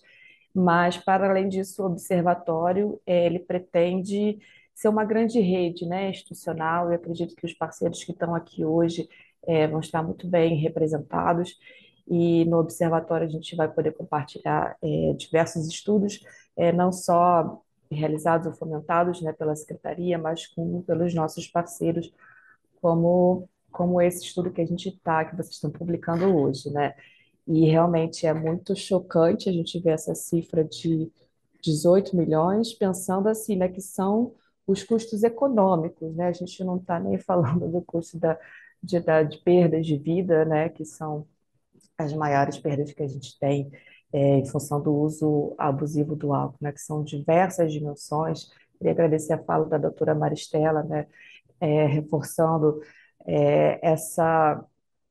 essa dinâmica das consequências do uso abusivo de álcool para a violência doméstica, né, para a vida das mulheres, né, e tantos impactos que a gente nem consegue medir, é, ter um número objetivo, né? Então, assim, inclusive parabenizar o Eduardo aí pelo trabalho de ter colocado bem, né, o que são os custos diretos, os custos indiretos e esses custos intangíveis, que vão ser sempre uma cifra oculta e que a gente não vai conseguir, né, dimensionar isso em número para trás a importância. E ainda assim, esse número de 18 bilhões de reais, né, mostra a importância, a relevância da gente estar trazendo essas informações, né, e reforço, principalmente nesse momento em que a gente tem que discutir as políticas públicas e as decisões em relação ao imposto seletivo sobre álcool. Tá? Então, no mais, eu gostaria de parabenizar e reforçar que essas políticas são prioridades aqui da Secretaria. Nós temos feito parcerias e estudos junto a instituições, universidades, para discutir o tema e fazer algumas entregas no início do ano que vem. É isso, parabéns. Muito obrigada, Bárbara, as suas palavras. A gente precisa realmente olhar para esses custos que são, às vezes, invisíveis. A gente olha só para aquilo que está ali palpável, com números, mas isso aí tem todo um problema por trás, como a saúde mental, né? Então, que afeta não só aquele que consome, mas toda a família, toda a sociedade que está ali em volta, todo o seu arredor. Então, é bem importante pensar nisso. E agora eu chamo para colocar suas palavras, suas impressões, a Luciana, que é do Instituto do INCA, o Instituto Nacional do Câncer, o INCA. Luciana, o que você achou? Claro que você já tinha esses dados na cabeça, talvez não com os valores de custo, mas o quanto acomete as mulheres, né? Tanto aí nas consultas ambulatoriais, mesmo nas internações, é, apesar da prevalência ser menor, mas como eu comentei antes, a gente tem aí o dobro de mulheres consumindo álcool de 2006 para cá, né, onde a prevalência dos homens ela se mantém um pouco estável, um pouquinho aumentando em alguns anos, mas das mulheres tem aumentado muito, e a gente viu aí as consequências na internação, nas consultas ambulatoriais. Então, diante da sua experiência, né, relacionada diretamente ao câncer, me diga o que você achou, quais são as suas impressões. Bom, inicialmente, bom dia a todos e a todas, né? Em nome do diretor-geral do Instituto, o Dr. Roberto Gil, que infelizmente não pôde participar do evento, eu gostaria de agradecer o convite, parabenizar a Fiocruz, a CT, a Vital e os pesquisadores envolvidos, né? O Eduardo aí que apresentou o estudo para a gente, pela realização do estudo e organização do evento. Um dos princípios e diretrizes da Política Nacional de Prevenção e Controle do Câncer, relacionados, né, à prevenção e à promoção da saúde, é o desenvolvimento de ações e de políticas públicas para o enfrentamento do consumo de álcool, que hoje já é visto, né, as evidências já mostram que é um dos principais fatores de risco relacionados ao desenvolvimento do câncer. Nessa perspectiva, a gente vem desenvolvendo um conjunto de ações acerca do álcool, produzindo evidências, elaboração de material educativo para os diferentes públicos, população geral, profissional de saúde, legislativo, capacitando profissionais, em especial aqueles profissionais que trabalham na atenção primária à saúde, que são aqueles que têm contato direto com a população, e também elaborando documentos técnicos, notas técnicas, posicionamentos, sempre com o intuito, com o objetivo de contribuir, né, com discussões que estejam acontecendo no momento, em especial agora um recorte para a reforma tributária, né? É, falando um pouco agora, né, das evidências do câncer, né, e reforçando os resultados do estudo apresentados pelo Eduardo, os efeitos carcinogênicos do álcool já estão muito bem estabelecidos na literatura, assim, não existe mais a menor dúvida, né, que o álcool hoje é um dos principais fatores de risco para o desenvolvimento do câncer. A Agência Internacional de Pesquisa em Câncer, ela classifica, né, a bebida alcoólica como um agente carcinogênico para os seres humanos no grupo 1. O grupo 1 da IARC é o mesmo grupo, né, onde se classifica o tabaco, ou seja, da mesma forma que não se a menor dúvida da relação tabaco com câncer, também não existe a menor dúvida da relação do álcool com o câncer. E as evidências, elas mostram que o consumo da bebida alcoólica, ela está fortemente associada com pelo menos 8 tipos de câncer. E aí, dentre eles, vou chamar a atenção especial ao câncer de mama, né, conversando um pouco com os resultados que o Eduardo apresentou, né, quando ele aponta que os gastos com as mulheres, né, com tratamento de câncer hoje são maiores do que os com homem, os de gastos com os homens. Os cânceres associados, né, com álcool, boca, faringe, laringe, esôfago, fígado, intestino, tanto para a porção de cólon quanto reto, mama, né, e também o câncer de estômago. E aí a gente está falando dos cânceres mais incidentes, né, na população brasileira. E aí um destaque especial para o câncer de mama. O câncer de mama, ele é hoje o câncer mais comum entre as mulheres no Brasil, né? Isso conversa um pouco com os resultados do estudo. Um enorme desafio para a prevenção do câncer é promover o reconhecimento social da relação entre o consumo de bebida alcoólica e o aumento de risco, né, para o desenvolvimento da doença. Ao contrário do que é observado no tabagismo, que é um fator de risco amplamente reconhecido pela população, né, o consumo de bebida alcoólica hoje ele ainda é pouco reconhecido pela população como fator de risco para câncer. Alguns estudos mostram, né, que apenas metade, 50% da população reconhece a relação entre álcool e câncer. Então, assim, a gente precisa avançar urgentemente, né, em avançar nesse reconhecimento social. A divulgação desses dados, desses estudos, desses resultados, sempre geram uma motivação, né, em divulgação em mídia, em rede social. Isso, para a gente, é muito bom, porque apoia, né, é, é, na disseminação, né, né, dessa associação para a população, né, para aumentar esse reconhecimento. E como já foi dito também aqui anteriormente, né, o consumo de bebida alcoólica ele vem aumentando assustadoramente, né, nos últimos anos. Num recorte de um estudo que a gente fez aqui no ICA, quando a gente observou a população que depende exclusivamente do Sistema Único de Saúde, no período entre 2013 e 2019, o consumo de bebida alcoólica ele dobrou entre os homens e aumentou em 4 vezes entre as mulheres, né? Ou seja, o aumento do consumo de bebidas alcoólicas entre as mulheres teve né, um aumento muito significativo e que chama muita atenção, mais uma vez conversando aí com os dados do estudo, né? Em 2019, a gente tinha 9 em cada 10 brasileiros referindo consumo de bebida alcoólica. E aí, quando a gente fala especialmente do câncer, é sempre importante a gente destacar e ressaltar que a relação do álcool com o câncer independe, né, da qualidade da bebida. Isso é uma questão discutida quando a gente fala principalmente do marketing, né, da propaganda da bebida alcoólica. A relação do álcool com o câncer é por meio né, do consumo a exposição ao etanol e os seus metabólitos, e aí independe, né?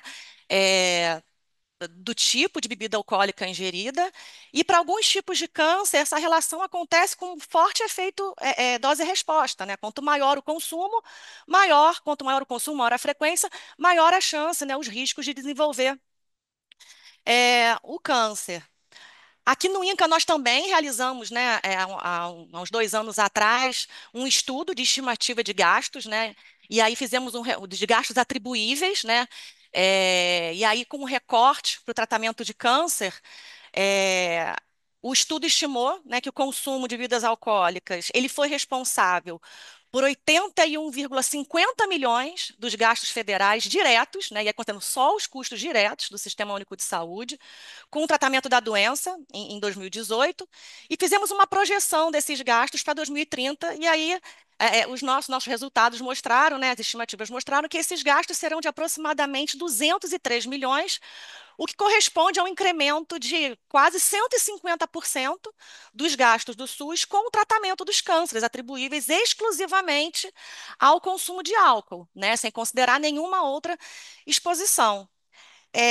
Como também já reforçado, né, pelo Eduardo na apresentação, os nossos resultados também são certamente, né, subestimados, uma vez que esses valores no nosso estudo incluíram somente uma parcela das despesas, pois eles foram apenas considerados, né, os procedimentos hospitalares e os ambulatoriais no SUS em pacientes com 30 anos ou mais, né? Então, assim, portanto, é, é, é, a gente estima, a gente espera que o gasto com o tratamento do câncer atribuível ao álcool no Brasil seja muito maior, né, do que esse valor encontrado no estudo, mas o que efetivamente, né, o que realmente chama a nossa atenção é essa projeção do gasto, né, com um aumento de aproximadamente 150% no intervalo de 10 anos. E a gente faz a pergunta, que Sistema Único de Saúde consegue dar conta, né, desse aumento significativo, considerando também aqui o que a gente já né, o que já foi posto, que todo esse recurso, né, empenhado para tratamento de câncer, ele pode ser direcionado para melhoria de tratamento e para outras ações, né? Considerando que, né, agora falando um pouquinho do que a gente tem feito aqui dentro do Instituto, para apoiar essa agenda, né, as nossas contribuições na agenda do álcool, em julho desse ano, nós publicamos um mapa de evidências sobre as intervenções mundiais para redução do consumo de álcool. Esse mapa, ele reúne um conjunto de estudos, né, que avaliam os impactos de intervenções mundiais para reduzir o consumo ou a venda das bebidas alcoólicas. E, por fim, também nesse ano, com o objetivo, né, dentro da discussão da reforma tributária, com o objetivo de contribuir para esse debate, nós divulgamos um documento trazendo posicionamento institucional, né, o posicionamento do INCA acerca do consumo de bebidas alcoólicas. Nesse posicionamento, né, o nosso posicionamento ele está alinhado com as diretrizes estabelecidas pela OMS, que recomenda a adoção de estratégias e políticas efetivas que visam controlar a facilidade para a compra, né, das bebidas, impor medidas contra a direção de veículos por motoristas sob efeito do álcool, facilitar o acesso ao tratamento, regulamentar o marketing, né, que também muito discutido a questão do marketing da bebida alcoólica, associação com eventos esportivos, culturais, e principalmente aumentar o preço, né, das bebidas alcoólicas, muitos estudos aí mostrando que o aumento de preços é uma das medidas mais custo-efetivas, né, para a promoção de escolhas saudáveis.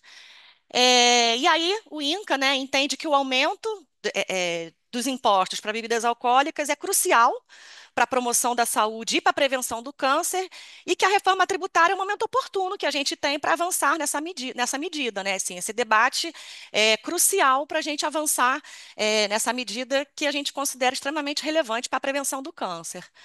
Bom, acho que é isso. Mais uma vez agradeço o convite, em nome do diretor, do Dr. Gil. Parabenizo mais uma vez os pesquisadores, os organizadores, né, do evento, e me coloco aqui à disposição para responder a qualquer questão. Muito obrigada, Luciana. Esses dados que você trouxe são super relevantes, especificamente, né, relacionados ao câncer. Então, a gente observa que muitas dimensões precisam ser olhadas ainda e complementadas para que a gente possa chegar cada vez mais a esses números, a esse custo para o país e o quanto que isso impacta, na qualidade de vida ou não qualidade de vida das pessoas que estão, relacionadas ao consumo do álcool. Eu convido agora ao Pedro de Paula, ao Marcelo, ao pesquisador Eduardo, para que venham para cá junto com as nossas painelistas, porque nós recebemos algumas perguntas Então, eu vou direcionando para que a gente possa responder o máximo possível. Nós temos uma pergunta da Paula de Freitas. A primeira, ela parabeniza pelo excelente evento, mas ela tem uma dúvida, em relação aos dados, porque nós usamos os dados da OMS e não os dados nacionais, porque a própria OMS recomenda a utilização de dados nacionais quando disponível. Essa eu já vou responder, todos vão ter acesso ao relatório final, desse estudo, e o Eduardo fez exatamente usando os dados da OMS e os dados da Pesquisa Nacional de Saúde. Inclusive, ele colocou na apresentação dele em 2019, ele foi o ano também de escolha, porque tinha os dados da Pesquisa Nacional de Saúde. Esse custo ele variou de 10,1 bilhões a 18 bilhões. Com os dados da OMS, o montante é de 18 bilhões e os dados da PNS, o montante é de 10,1 bilhões. Então, são números expressivos, mas a gente optou por apresentar aqui nesse fórum, né, nesse lançamento, com os dados, da OMS. Mas está tudo descrito da mesma forma que foi feita a mesma metodologia, as mesmas tabelas a gente tem para os dois resultados. Quero agradecer muito a Grazi Santoro, ela é da Associação de Alcoolismo Feminino, e aí ela coloca algo bem importante: se os custos relacionados ao próprio tratamento da dependência alcoólica foram contemplados. E se sim, eles entrariam nas doenças crônicas, né, naquele grupo de doenças crônicas não transmissíveis ou como doença mental. Eu vou pedir para o Eduardo colocar isso, responder essa pergunta, e ela pergunta também e chama atenção para aquelas mulheres que fizeram cirurgia bariátrica, que eles tratam, né, na associação. Existe um grande reganho de peso e em torno de 35% dessas mulheres usam a bebida alcoólica. Então, se a gente tem previsão de colocar esse custo também associado às mulheres, os homens que fazem cirurgia bariátrica. E, por fim, ela trouxe um esclarecimento dizendo que os transtornos do espectro alcoólico fetal, com números significativos de mulheres alcoolistas com filhos autistas na associação, a associação em que eles tratam essas mulheres. Não apenas a síndrome de alcoólica fetal, então tem essas mulheres que têm filhos autistas por consequência aí do consumo de álcool. Então, ela trouxe esse esclarecimento. Então, eu vou passar essa para o Eduardo falar um pouquinho. Eu agradeço a pergunta de todos aí, agradeço também pela reação de todas e todos pela apresentação dos resultados. Primeiro vou reforçar a resposta que a Luciana deu em relação à pergunta da Paula, que de fato como nós escolhemos trazer as duas formas de cálculo, partindo para a partir do consumo da PNS e o outro ajustando o consumo em função da OMS, porque é uma forma, inclusive, que a Vital Strategies, por ser uma instituição internacional, ela trabalha também com essa comparabilidade dos dados entre países, então foi uma forma de trabalhar usando os dados de advocacy que o relatório da OMS traz, então dialogando com eles para poder fazer um número que traduza eles também. Mas, como a Luciana também reforçou, são dados de mesma magnitude, a gravidade é tão grande quanto quando nós pegamos qualquer que seja das fontes de consumo. E, em seguida, a pergunta da Grazi Santoro é muito importante e é uma coisa que aí eu até peço desculpas por não ter reforçado na minha apresentação em função da limitação de tempo, mas nós colocamos também dentro das doenças atribuíveis diretamente ao consumo do álcool, que são identificadas como tal, incluem a questão do tratamento do alcoolismo.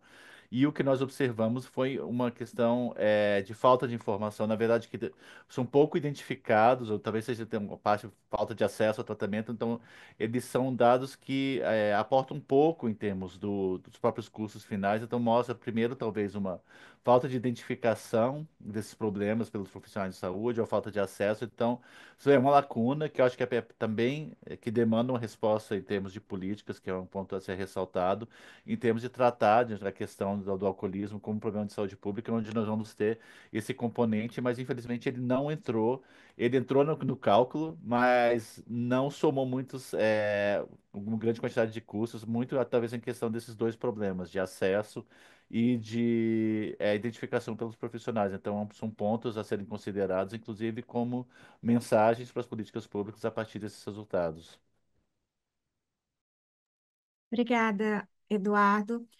Tem uma pergunta agora, tanto para a Bárbara quanto para a Luciana, na verdade, para as duas, eu acho, mais especificamente, mas depois eu queria ouvir um pouquinho da Maristela também, para a questão do subnacional. Aqui a gente trouxe dados nacionais. Que estudos podem ser feitos, né, para agregar esse estudo aqui realizado no âmbito municipal, para identificar em que frentes as políticas públicas devem traçar estratégias relacionadas ao consumo do álcool? Então, eu acho que a Luciana pode falar um pouco, né, nessa vertente voltada para o câncer, a Bárbara um pouco nessa orientação aí da justiça, para a gente responder essa pergunta. Em relação às estratégias municipais, a gente costuma realizar oficinas, como eu falei anteriormente, ações de capacitação com profissionais de saúde, né, da atenção primária à saúde. E sempre na abordagem dessa oficina, a gente trabalha com com o público da oficina, né, os profissionais da atenção primária à saúde, principalmente a sensibilização ao tema da prevenção de câncer, né, trabalhando as diferentes temáticas. E aí não só para o álcool, como também para os outros fatores de risco, uma mobilização, né, no seu município, na sua regional de saúde, em parceria, né, em aproximação com gestores, manifestando apoio, né, às ações, seja lá de reforma tributária, regulação de propaganda, as ações regulatórias de uma forma, né? A gente entende que esses momentos são sempre oportunos para promover o reconhecimento, né, desses fatores de risco com desfecho câncer, com aumento de risco com câncer, mas também para mobilizar, né, a população para apoiar essas medidas. Uma dificuldade que eu acho que a gente enfrenta é sempre a forma como a gente se comunica, né, com a população, e principalmente de trazer a população para o nosso lado, né, em relação ao apoio a essas medidas. Então, né, assim, de forma né, de desenvolvimento de ações no local, município, a gente costuma trabalhar dessa forma. A gente elabora sempre documentos que a gente envia para secretário de saúde, né? Contextualizando a realização da oficina, né? Estabelecendo a parceria e contando com o apoio, né? Pedindo o apoio também do gestor para apoiar, né, sempre o desenvolvimento de ações para a prevenção do câncer, trabalhando, né, esses fatores de risco que a gente leva nas nossas capacitações. Ótimo. Bárbara quer colocar sobre ações direcionadas, né, ao nível subnacional? Com certeza. Aqui na Senad, a gente faz muitas capacitações, né, para agentes públicos, de qualquer nível, né, por meio de parcerias.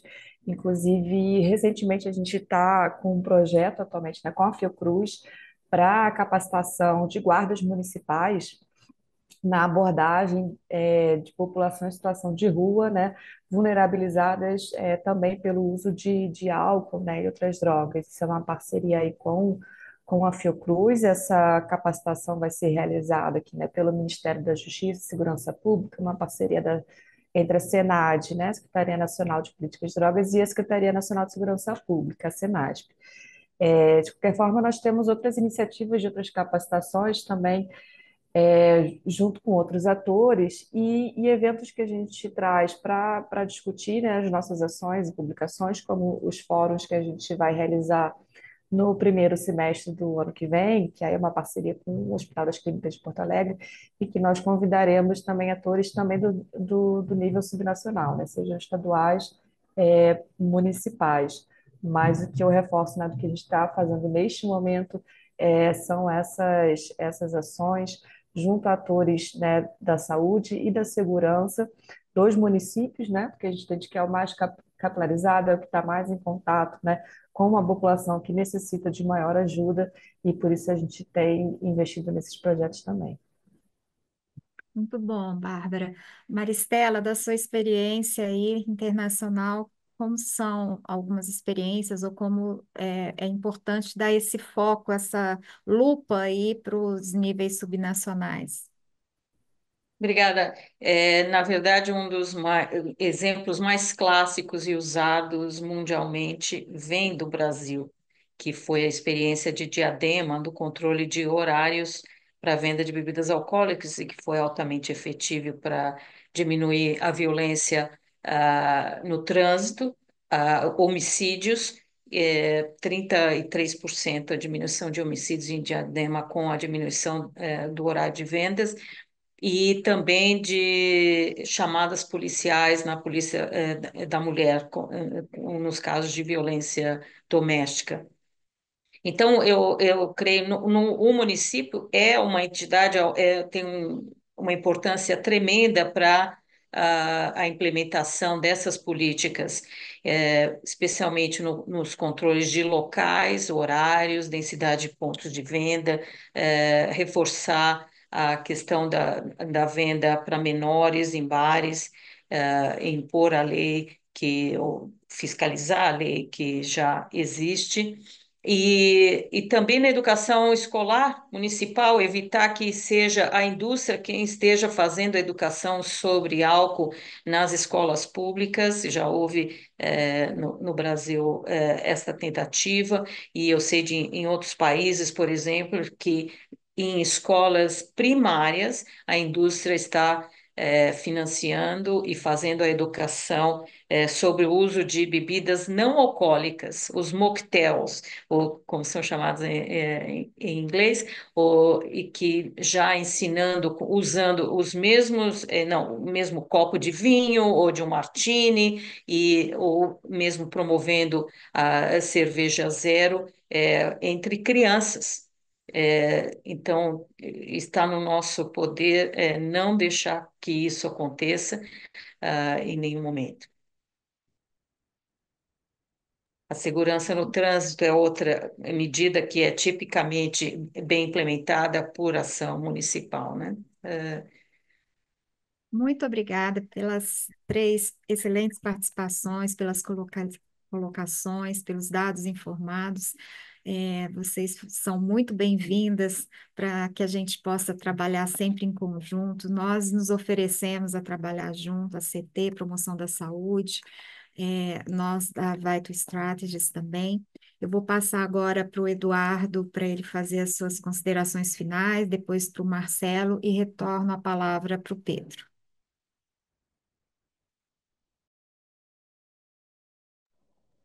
Eduardo?